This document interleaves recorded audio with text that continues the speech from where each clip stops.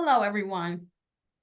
My name is Ivory Allison, and I am the National Director, Community Impact here at the American Liver Foundation. And I'd like to thank you for joining us for our first Life with Biliary Atresia and Beyond webinar for 2024. I'm excited to share that today we are joined by Dr. William Balistreri, who will be presenting on progressive familial intrahepatic cholestasis. He'll be able to say that much better than I can, otherwise known as PFIC. But before we get started, I'd like to quickly go over a few reminders. Today's Life with BA and Beyond webinar is being delivered on Zoom and will be recorded. We'd really appreciate it if you could mute yourself during the program to avoid any disruptions while our speaker presents today. If you do have something you want to share or have a question, please utilize the Zoom chat feature or raise your hand and share your thoughts that way. Again, please note that this program is being recorded and will be shared in ALF's private Life with Biliary Atresia and Beyond Facebook group for folks who might not be able to join us live, and our YouTube channel. So if you would like to keep your camera off, please turn it off now. And now I will introduce our featured speaker, one of our favorites. Dr. B has worked at Cincinnati Children's Hospital Medical Center for more than 40 years. He has served as the director of the Division of Pediatric Gastroenterology, Hepatology, and Nutrition for 25 years and has over 600 publications to date. In 2000, Dr. B became the first pediatrician to serve as president of the American Association for the Study of Liver Disease. And he was the first two-year president of the North American Society for Pediatric Gastroenterology, Hepatology, and Nutrition.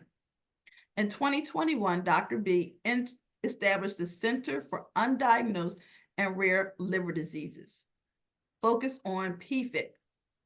He has been editor-in-chief of the Journal of Pediatrics since 1995 and was formerly editor-in-chief for the Journal of Pediatric Gastroenterology and Nutrition. Dr. B has also been listed multiple times in Best Doctors in America and has been an avid supporter of ALF, and we are so grateful to have him back with us tonight. And I think, Dr. B, as we bring you up, this is the perfect conversation for today, as today is Rare Disease Day. Amen. And so, as we know, PFIC is a rare disease, so this is perfect. So welcome, Dr. B. Well, thank you very much, Ivory. It's a pleasure to be here. So let's get my slides up here.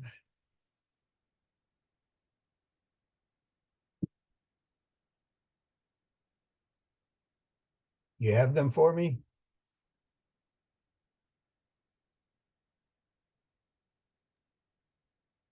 One minute.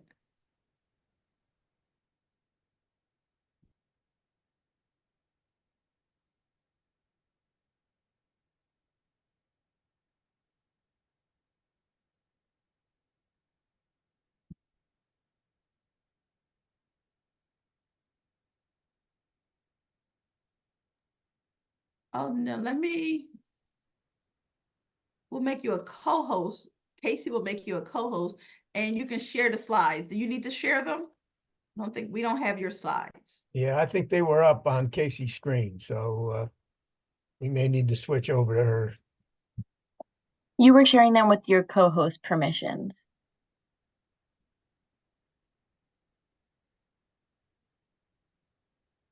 There we go.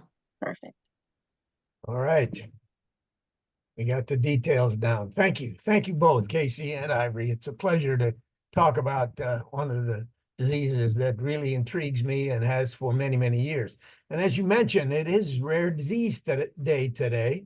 And I guess PFIC, or progressive familial intrahepatic cholestasis, is considered to be a rare disease. But I know for a fact that one of the families listening in, 2 of their 3 children have PFIC. So rare is relative.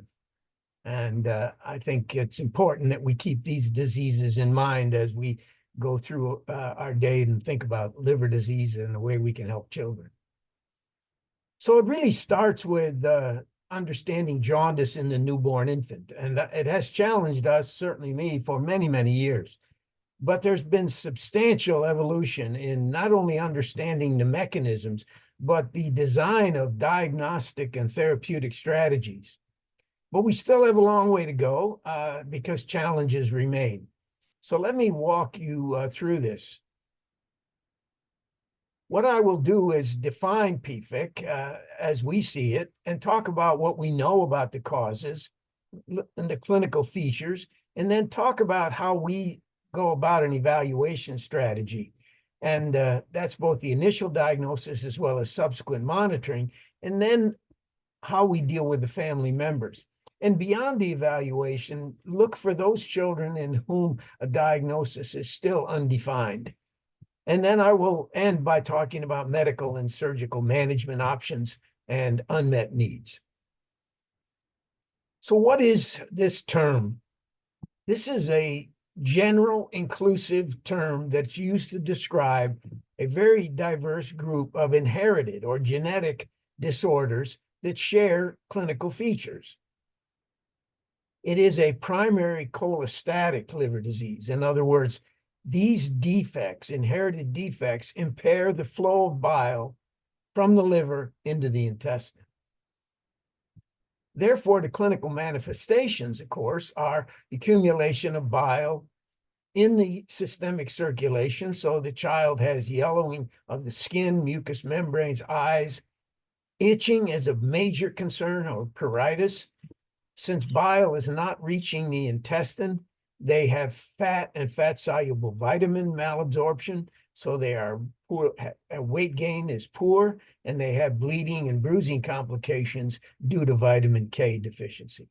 They can have a very enlarged liver and spleen, and the stools may be pale, like in biliary atresia. Now, it begins in infancy in most of these patients, infancy or early childhood, but we're now understanding that pathogenic variants in PFIC-associated genes or mutations and variants will contribute to adult onset disease. And the classic example that everyone uses is intrahepatic cholestasis of pregnancy. And we'll come back to that a little bit later. As always, it's nice to put this in perspective, and let me share with you one case. This was a healthy, full-term infant, was receiving breast milk, and came to our attention at 4 weeks of age because of persistent jaundice. On physical exam, the child looked well, but was deeply jaundiced with a total bilirubin of 14, and had indeed an enlarged liver and spleen.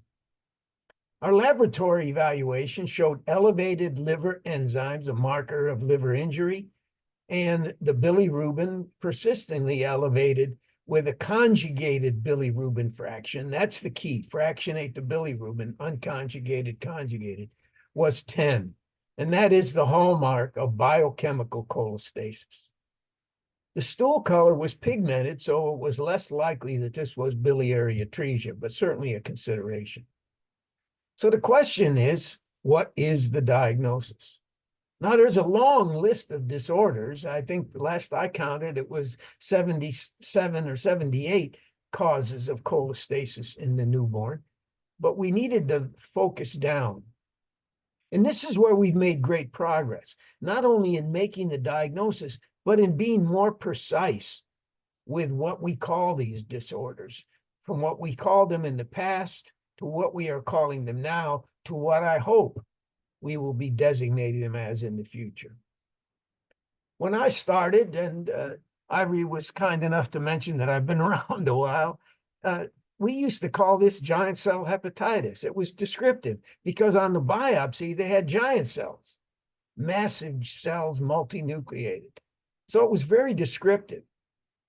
The other term that was used is neonatal hepatitis, because it was a neonate and they had what appeared to be hepatitis, but indeed it was not an infection in most cases. It was often called idiopathic neonatal hepatitis with sporadic cases and familial cases. Well, we're now pretty sure that most of those cases in the past that were familial idiopathic disease are PFIC. But it was clearly a Tower of Babel because people started using eponymous synonyms like Biliary disease or Alagille syndrome, and of course, PFIC to apply to these diseases. Well, every child deserves a precise diagnosis, and to call it neonatal hepatitis really is not precise. And I would venture that calling it PFIC is not a precise diagnosis because this is a family of diseases. So where do we stand in 2024? With the discovery of the known defects that cause these disorders and the causative genes that are mutated, we now understand more about the molecular mechanisms of bile flow and what can go wrong. And we've hopefully gotten rid of that term because we've clarified the etiology of many of those so-called neonatal hepatitis syndromes. So let's parse the term for a minute. And I'll try to explain to you why I don't think this is precise enough. It's called a progressive disease, but at the time you're seeing a 4-week-old, you don't know how well and how rapidly that will progress or resolve. It said familial, but if it's again the first child in the family and there's no history, you can't call it progressive and you can't call it familial. You can call it inside the liver, intrahepatic, and it's clearly cholestasis because, as I showed in my case study there, the bilirubin was markedly elevated. So this is a block in bile excretion from the liver into the intestine. So for perspective, let's look at the anatomy. This, of course, is the liver drained by a series of bile ducts into the gallbladder, where bile is stored to be delivered into the intestine in the time to digest a meal. Now, we know one form of bile blockage, and that's when the bile ducts are obstructed. The extrahepatic bile ducts in gallbladder in biliary atresia. We know that well. This is an intrahepatic block. In other words, there's something inside the liver that is preventing the egress, the flow of bile into the duodenum. Well, now, since probably 1998, at least 90 mutant genes have been discovered that cause this PFIC. And these are associated with various intrahepatic cellular or structural processes. And what mutations in those genes lead to proteins that are impaired in the formation of bile and transport of bile from the liver into the intestine. So it's a family of disorders. And it's become customary to number these 1 through whatever now we're up to, which is, again, kind of confusing because some people would call this a disease PFIC 5 and others would give it a different number because we need precise terms. And in fact, with the discovery of the causative genes for all of these disorders, this is the Mendelian inheritance in man designation number, we can be much more precise and I hope get rid of these numbers and call them by what they are, the gene defect. I was always taught that the beginning of wisdom is to call things by their proper name.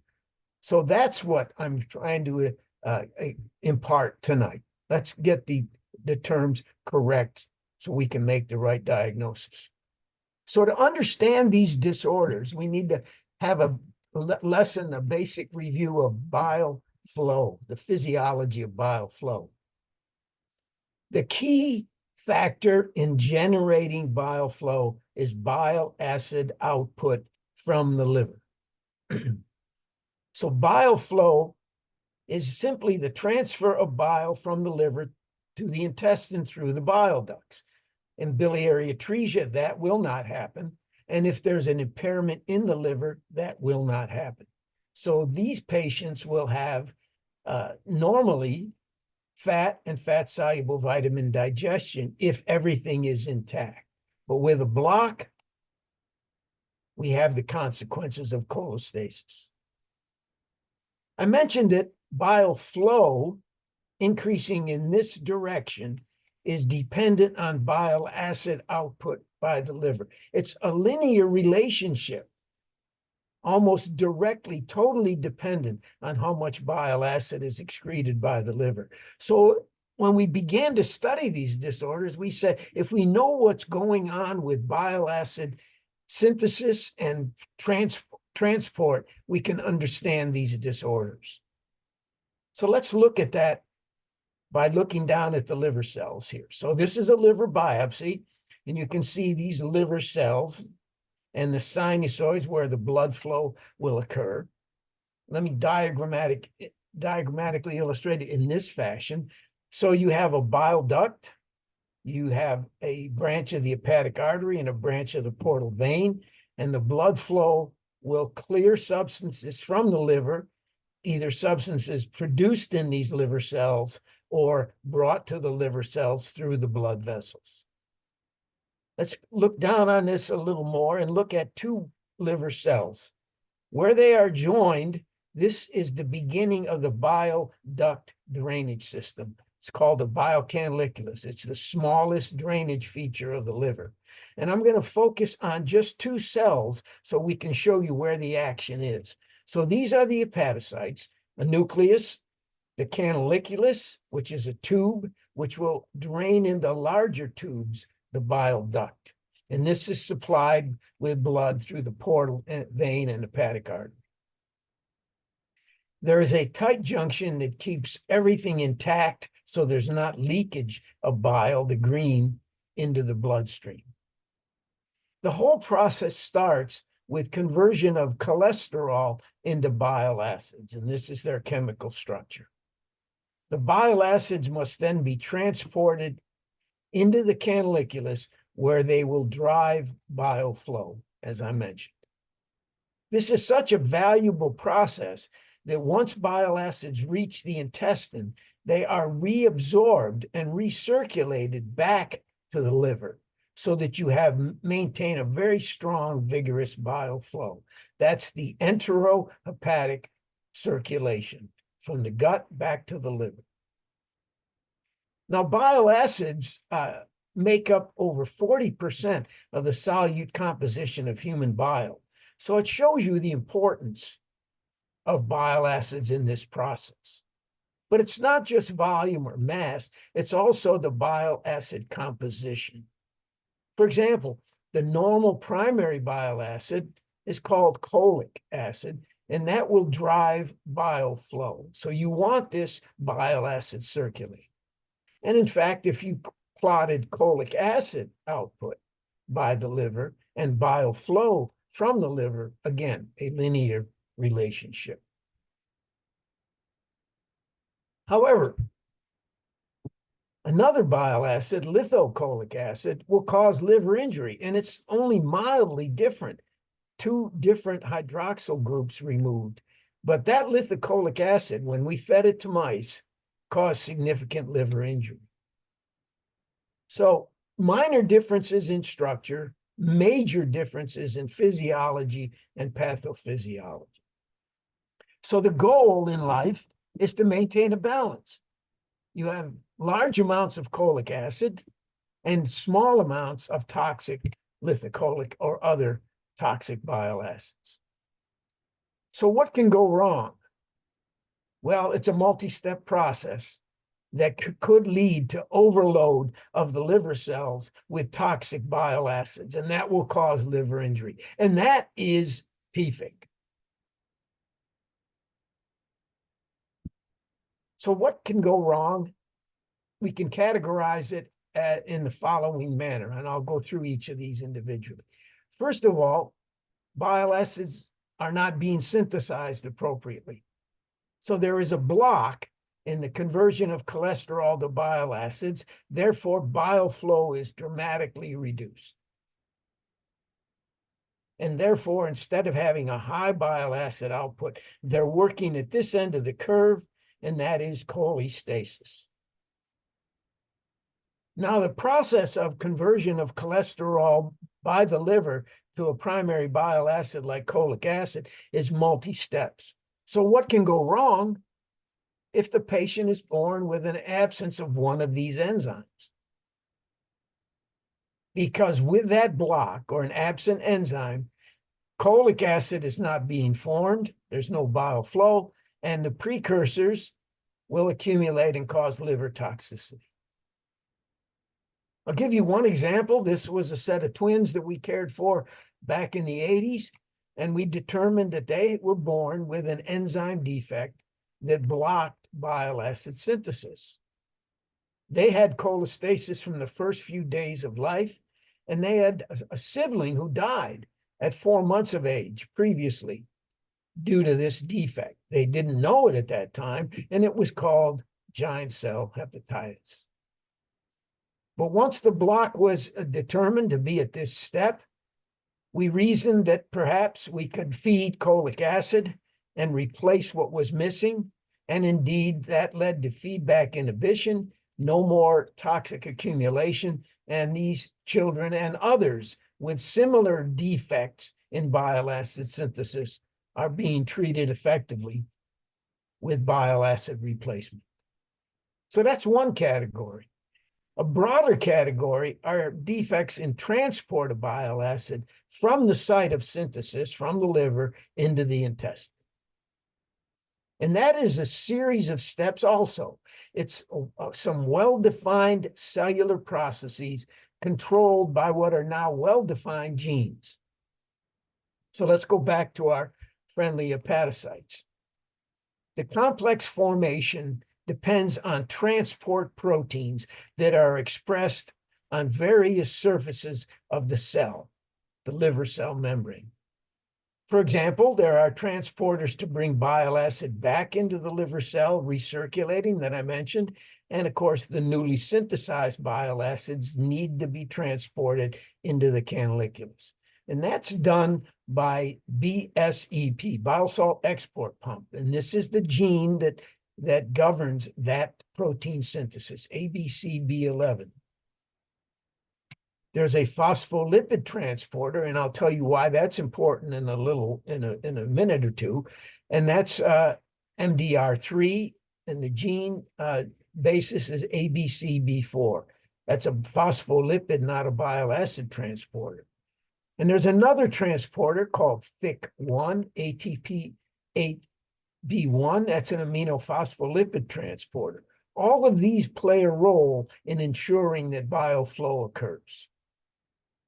So what controls these processes? How is it integrated? Because as I mentioned, bile acids are critically important to be delivered, but they are potentially toxic. So you need a control mechanism of their intracellular and systemic serum levels. So you need basically an airport control tower. And nature has provided the liver with a protein called FXR. And it's a nuclear protein, nuclear receptor, that will maintain balance, serve as a control tower. It'll regulate the genes that are governing bile flow, and it will, more importantly, respond to imbalance, just like a control tower. Too much coming in, not enough going out. So again, what can go wrong? Well, let's start with some of these defects in membrane transport. Look at those membrane transporters. I mentioned ABCB11, which is BSEP.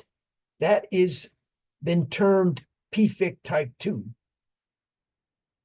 And that is what the young patient I presented earlier was determined to have, a mutation in that protein. So this is BSEP deficiency. Alternatively, it is called PFIC type 2. So these patients cannot transport bile acid into the canaliculus, hence bile flow is reduced.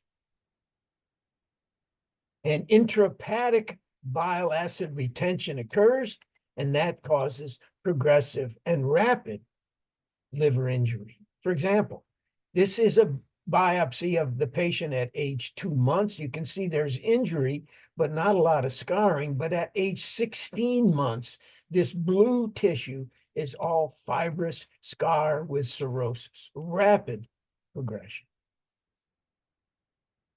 The biopsy is usually not very helpful diagnostically because it's been called, as in the past, giant cell hepatitis. But these patients clinically will have significant pruritus, enlarged liver and spleen, and rapid deterioration. Another membrane transporter that I mentioned was that aminophospholipid transporter, ATP8B1. That has been responsible for what was called PFIC type 1. So this is an aminophospholipid transporter, and if it is deficient, that's called FIC1 deficiency, bile flow is impaired. This was first described in the late 60s in infants with cholestasis, itching, fatty stool output, poor weight gain, and fat-soluble vitamin deficiency. All of these patients, this is before transplantation was widely done, died between 17 months and 8 years of age. All were Amish, traced to the ancestry of Jacob Byler in Pennsylvania. So this has also been called Byler disease. Cholestasis in the newborn, low levels of GGT, intense pruritus. This protein is expressed in other tissues, so they can have diarrhea, pancreatic insufficiency, hearing loss, respiratory issues, and so on. PFIC type 3 is related to ABCB4. Now, I mentioned that's a phospholipid transporter, MDR3. So MDR3 deficiency, how does this play a role in PFIC? Well, phospholipid must be delivered into the canaliculus at the same time as bile acids. So it can form what are called digestive micelles. If that phospholipid is not arriving and bile acid is allowed to sit in the canaliculus against the bile duct epithelial cells, that will cause damage, and that is PFIC type 3 or MDR3 deficiency. Now, as I mentioned, we used to think these were all newborn diseases, but now we're well aware that variants in MDR3 are an unrecognized cause of cholestasis or cryptogenic cirrhosis in adults. In fact, there's a whole spectrum of MDR3 deficiency syndromes: newborn cholestasis, intrahepatic cholestasis of pregnancy, including women who are carriers, heterozygotes. Acquired forms, drug-induced cholestasis, and there's a form of cholelithiasis, intrahepatic gallstones. Let's talk about the prognosis for these disorders then. These three, let's just focus on these three. What is the outcome of patients? And will they survive with their native liver? There's several studies that have given us good information. This one was a study of 65 children with these three mutations. And you could see that the prognosis over 15 years was worse for PFIC type 2, ABCB11. The prognosis was somewhat better for ATP8B1, PFIC1, and best for PFIC type 3, but you can see there is a need for long-term follow-up and perhaps liver transplant. Now, we know we can fine-tune that a little bit by understanding the functional classification of these mutations. So, for example, there is a genotype-phenotype correlation as to what type of mutation they have. Is the protein totally absent, or is it a missense or some other variant? And this is a study that looked at the native liver survival from 100% down to less than 25%, depending on the variant. And this was ABCB11, PFIC type 2. If they had no functional protein, the outcome was much more severe than if they had some functional protein, in other words, a missense or other mutation. I mentioned adult liver disease. We're now understanding that from studies such as this, that there's a high frequency of rare variants causing a spectrum of adult onset disease. So these should no longer be considered pure autosomal recessive, because even heterozygotes can be affected, and these can contribute to the development of adult liver disease. And again, the spectrum is related to how much protein is functional. Because traditionally, we described variants based on the assumption that the patient has inherited the mutant gene from each carrier parents, classic Mendelian inheritance. So you'll see reports that are reported as benign or VOUS, variant of unsure significance. But these should not be discounted. They may well contribute to genetic disease, either with environmental insults or solely. So clearly, one message is that we need to test for cholestasis genes in adults with selected onset liver diseases. Well, there's many more branches to the PFIC tree besides those three. I won't go into great detail, but I did want to talk about FXR. Remember, that's the control tower. We now know that this mutations in FXR can be associated with significant liver injury, manifest as PFIC.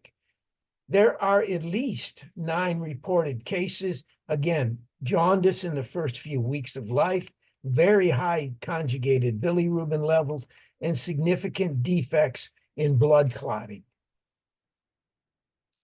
The reason that this liver disease occurs, the mechanism, is without FXR, as you can see, as opposed to the control, the protein is not expressed in the liver of this patient.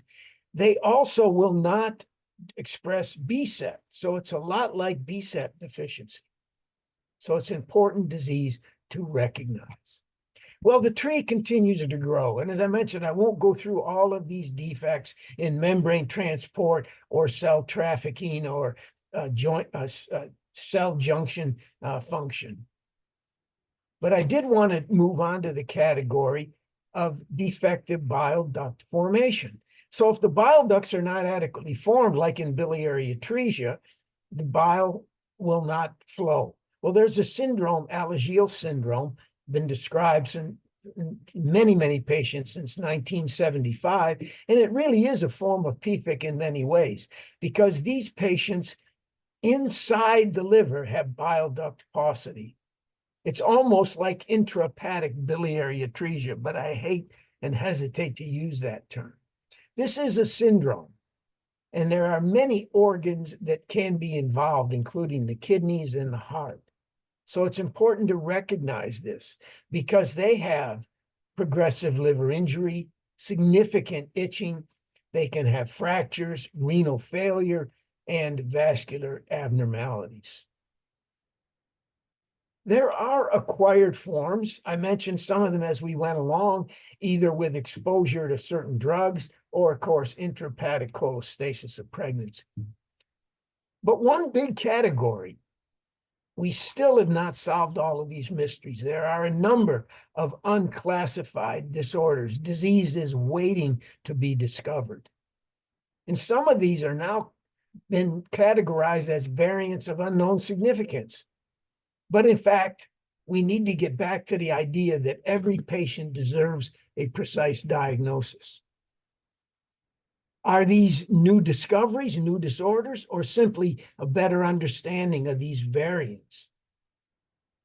So we need to understand which variants will have functional consequences. In other words, are they causative, pathogenic? And therefore, experimental model systems have been developed to confirm this. And I'll share with you some that have been developed here by my colleagues, Dr. Chunyi Yin and Aki Asai.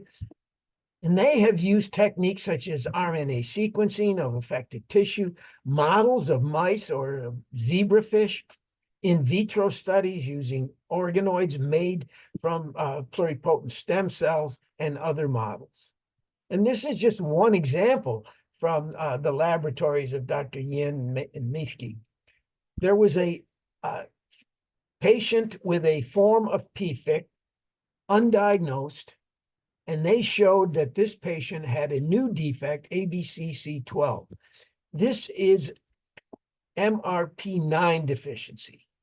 Normally in the liver, MRP9 decorates cholangiocytes and protects cholangiocytes from injury, bile duct epithelial cells. In the presence of MRP9 deficiency, no MRP9 expressed, they will have cholestatic injury. So it shows you the value of zebrafish, mice, and extrapolating back to the human model.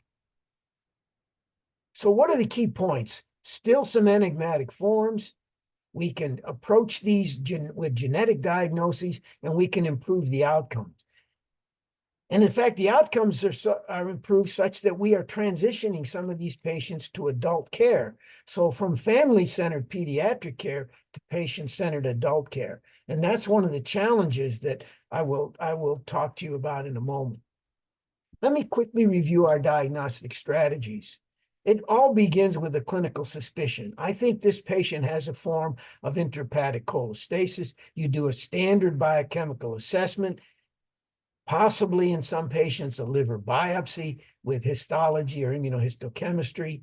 There are some markers or biomarkers, but the real beauty now is molecular genetic testing or screening. So my approach has been make sure the patient is recognized as having cholestasis. It's not simply benign newborn jaundice.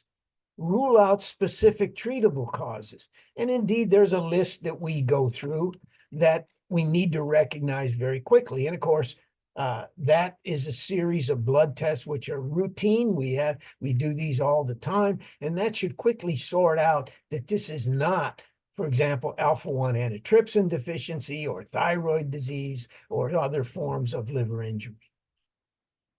We need to exclude biliary atresia very promptly.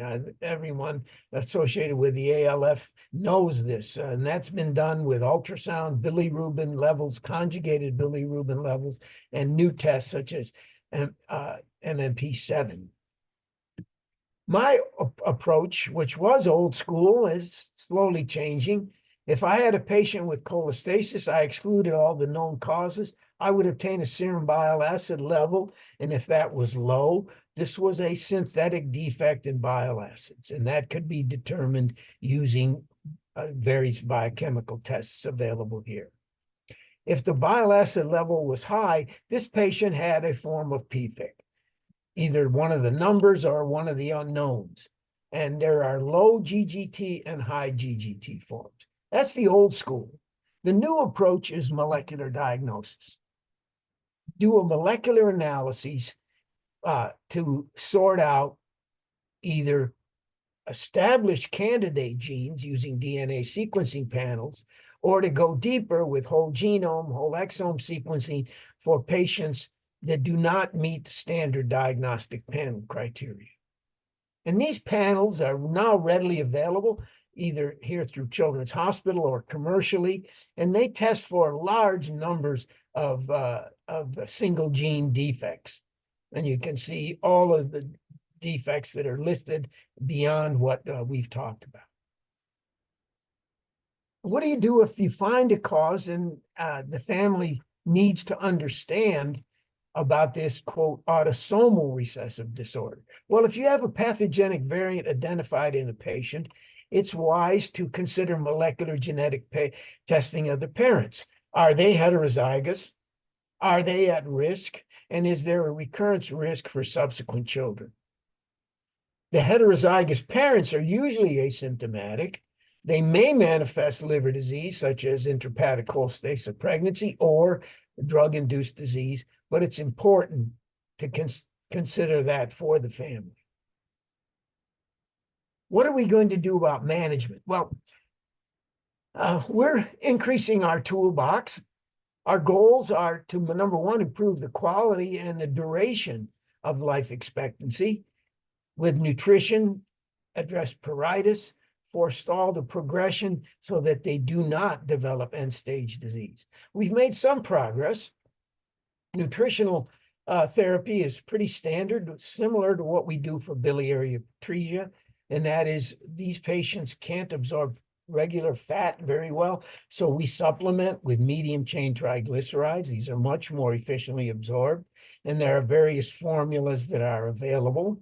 We supply supplemental vitamin A, D, E, and K in the presence of fat-soluble vitamin deficiency.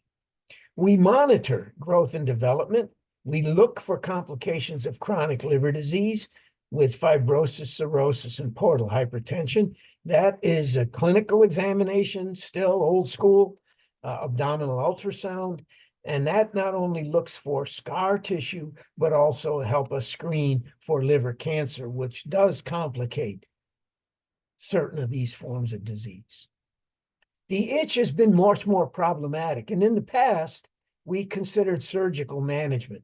And that is, we would alter the recirculation of bile acids by diverting bile away from the intestine, either proximally or in the ileum.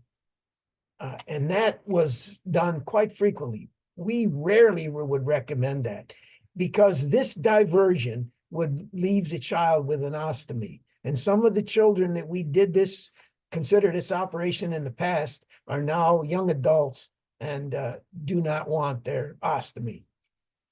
So we need medical approaches. And we've used various forms of medical therapy with some degree of success in the past. But the newest player is a series of drugs called ileal bile acid transporters. These are drugs that will block the uptake of bile acids at the ileum. This is the new therapeutic target. So it's like doing an ileal diversion or a partial external biliary diversion. And there are two drugs, maralixibat, odevixibat, that are given orally and that can perform this task very well. It's a therapeutic bile acid depletion, a non-surgical alternative to biliary diversion. And this has been shown in many studies to lead to rapid and sustained reduction in serum bile acid levels in certain forms of, say, non-truncating BSEP mutations, reduction in pruritus, improvement in the quality of life and growth, and even transplant-free survival. What about other potential drugs besides ileal bile acid transport inhibitors? Well, there's some that have been tried, not with great success. For example, chaperones. Can we get BSEP in certain of those mutations with some functional protein to be appropriately trafficked? And this is one, phenylbutyrate partially corrects the mistrafficking of BSEP. It's a liquid that is supposedly palatable and has been shown in small studies to affect the itch. Other approaches are targeted pharmacotherapy, a more personalized approach. If you know the mutation, you might try to partially correct the consequences of that mutation. And here's one example, again, from my colleagues, Dr. Yin, in which she showed that rapamycin could rescue, in the zebrafish model, ABCB11 deficient phenotypes by promoting alternative transporters to excrete bile acids. So that's a possibility, but again, we need more definitive therapy. Obviously, a hot area is gene therapy, liver-directed gene therapy or synthetic mRNA therapy, where you provide a healthy gene either with a viral vector or through other means. This has been done successfully in one liver disease, Crigler-Najjar, which causes liver accumulation of unconjugated bilirubin. But the proof of principle was that liver-directed gene therapy using an adeno-associated virus vector reduced the liver disease in patients with Crigler-Najjar. It's also been done in ABCB4, which of course PFIC type 3 mice, in which that AAV viral vector was used, infused into deficient mice, and it was shown to correct the cholestasis, reduce liver damage, and improve phospholipid output. So again, possible great outcome. This is using mRNA therapy in ABCB4, MDR3 deficiency. Remember, these patients cannot transport phospholipid. Therefore, they develop liver injury. But in this model, liver-targeted mRNA corrected that defect, restored biliary phospholipid excretion, reduced liver injury, fibrosis, and portal hypertension. The final wave of the future is CRISPR, the Nobel Prize winning work on CRISPR-Cas, and this is editing of the gene to correct the defect. It's a dream of the future, but closer and closer to reality.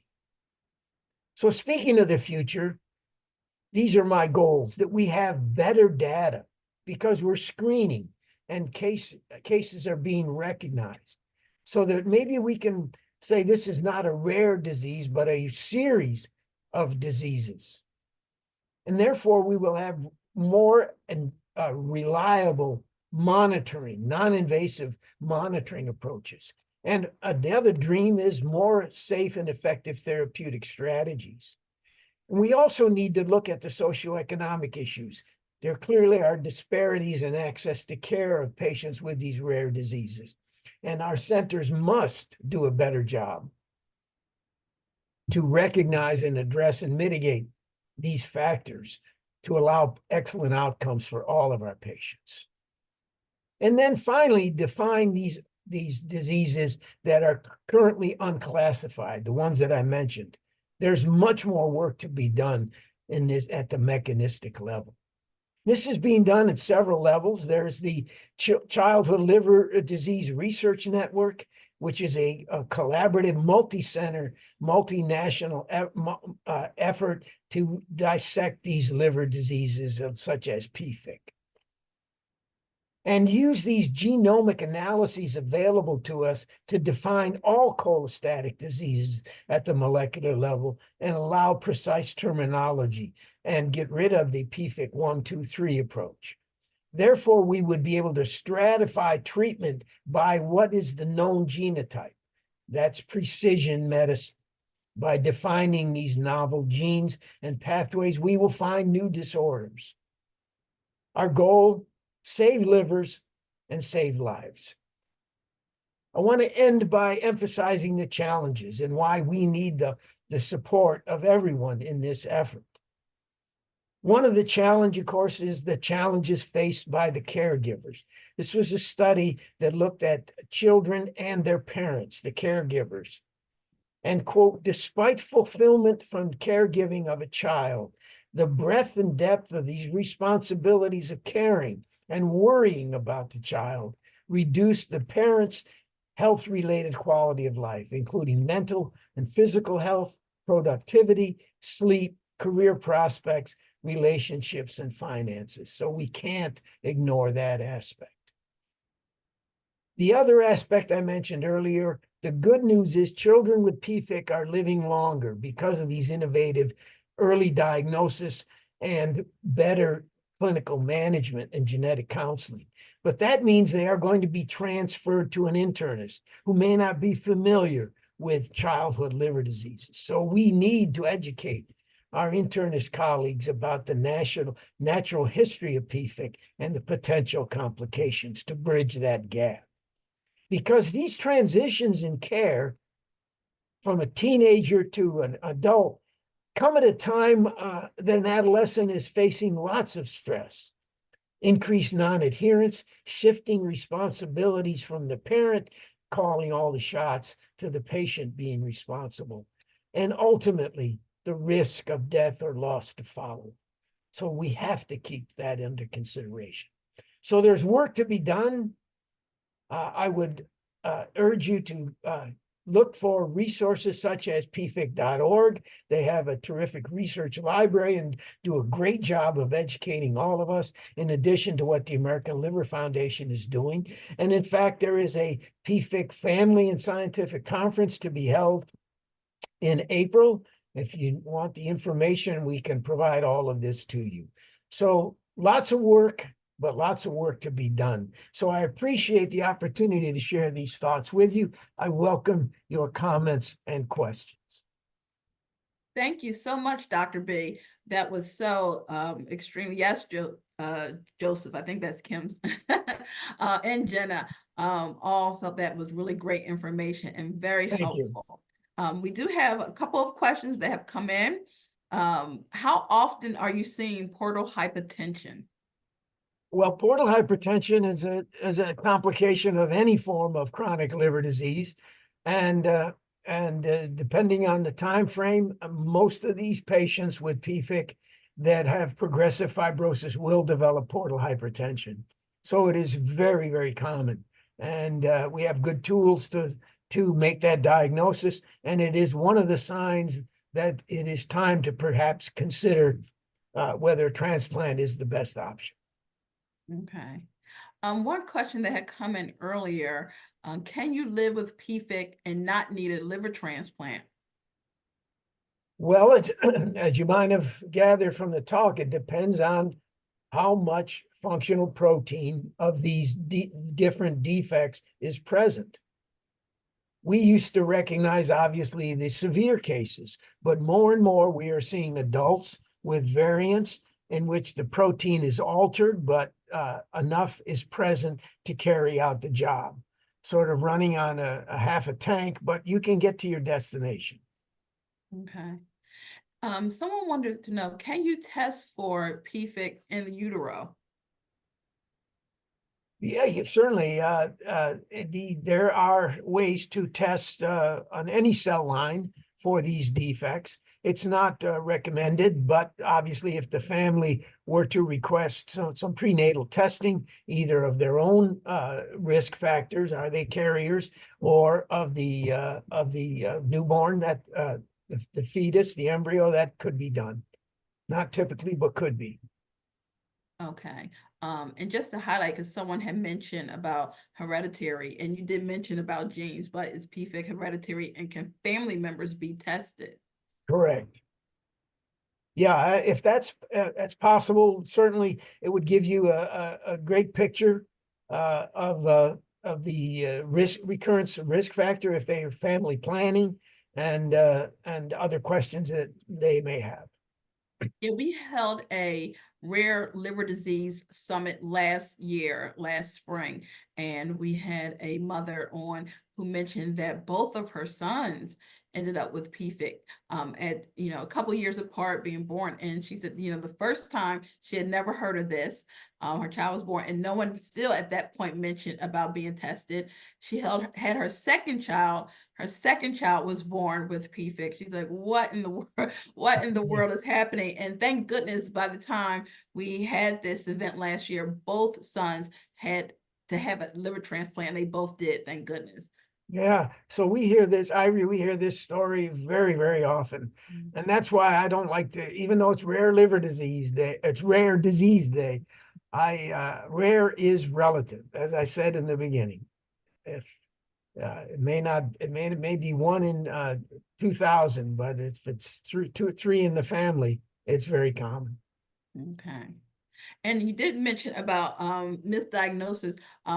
Can a child be misdiagnosed with BA, another liver disease, or something else? Obviously, you and your hospital are very particular about how you're testing, but that's not always the case across the country. Yeah, it's tricky. There's no question.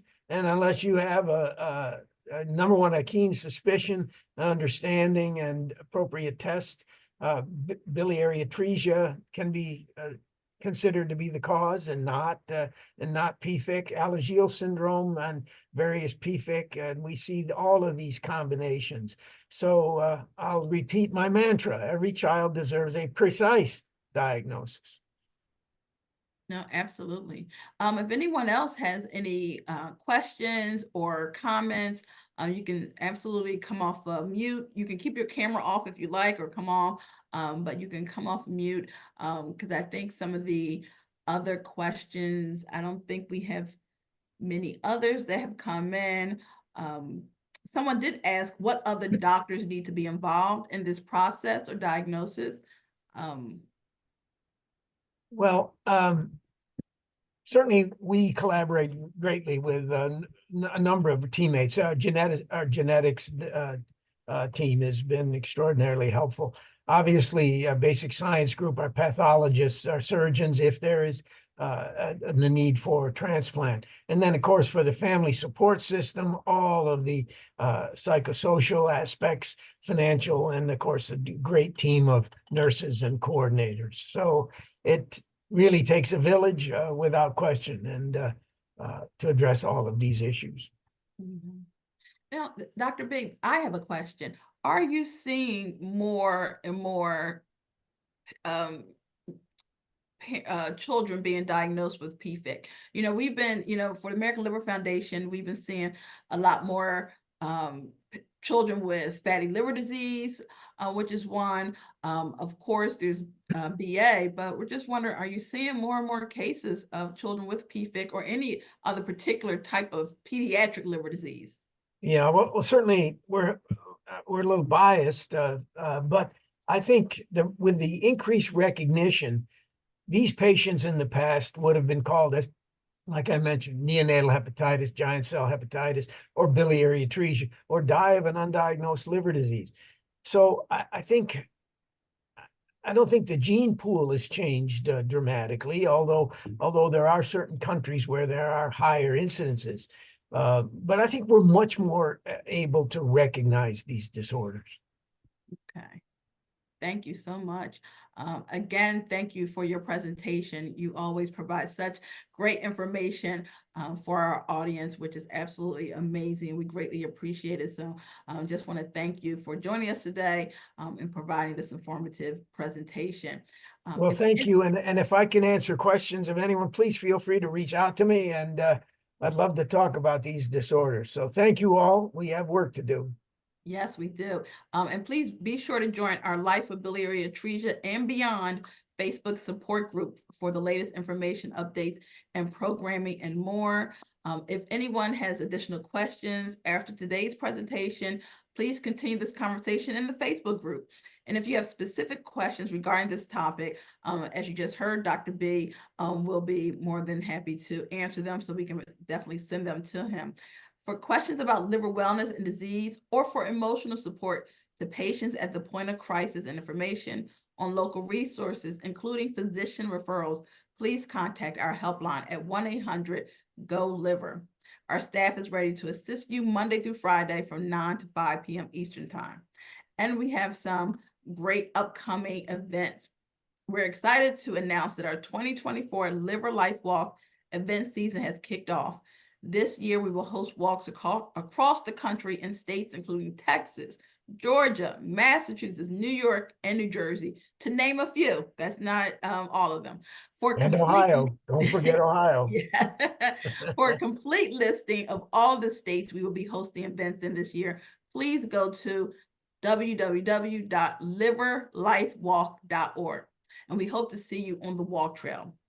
So that is it for this evening. We thank all of you for joining us, and we hope that you all have a wonderful evening. Thank you so much. Thank you, Ivory. Thanks, everyone.